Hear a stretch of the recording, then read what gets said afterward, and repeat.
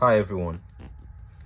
In today's lesson, today's lesson is a continuation of the remainder theorem, or the example we had in the remainder theorem. So to start off, in the last example we had x to be 2 equals to 2. So we would use that to obtain or to get the remaining other zeros of this function. So what do? We rule as usual. Bring this 2 here, write this value here 2. The coefficient of this polynomials, what are they? 1 plus 2 minus 5 and minus 6. Write them here. 1 plus 2 minus 5 minus 6. So what do we do next? We'll bring down 1 here, multiply 1 by 2. We'd have to write it here. Add this to this, add 2 to 2, we'll have 4. Multiply 2 by 4, we'll have 8. Write that here. Add minus 5 to 8, we'll have 3. Multiply 2 by 3, you will have 6. Write that here. Add minus 6 to this, to 6, we'll have 0.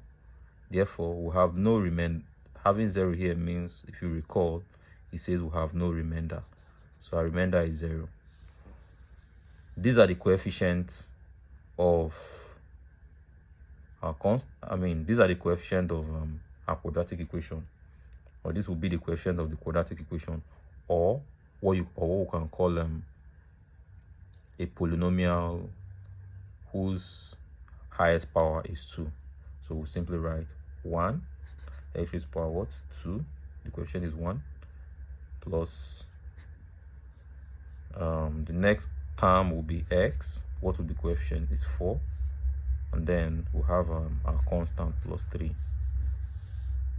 What do? We'll factorize this. We can either use factorization method, quadratic method that we did in previous, or completing the square method, or using the quadratic formula. So when we do that, we'll have x plus 3 and then x plus 1. These are the factors.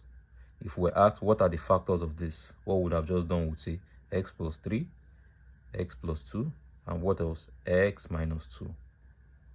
That would be the factors of this polynomial. But since we're asked to find the zeros, we've already found one of the zeros, which is x is equals to 2. Therefore, the remaining other one will be x. We'll make x the sort of formula here. Then we'll have x is equals to minus 3. We'll make x the sort of formula here, and that will be x equals to minus 1. So therefore, these are the zeros of this function. That will be all for now. In the next lesson, we'll take one more example, and that ends it and that will be the end of polynomials. Bye for now.